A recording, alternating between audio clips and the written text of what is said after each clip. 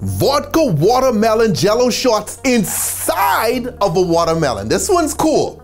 So you need to gut the watermelon. Take out as much of the red as possible. I use an ice cream scooper.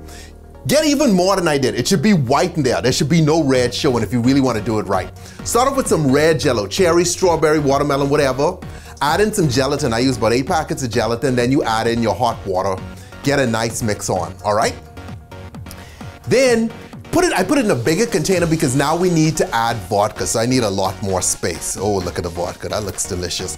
Okay, stir that up, and now we get our hulled out watermelon, stabilize it in a pan, and then you fill it up with our nice vodka jello mix, put it in the fridge to harden. Bang, there it is, movie magic, it's hard. And now it's time to cut it up. This is why you need all that gelatin, so that it stands firm when you slice it, okay? This one is fun. Stay tipsy, people.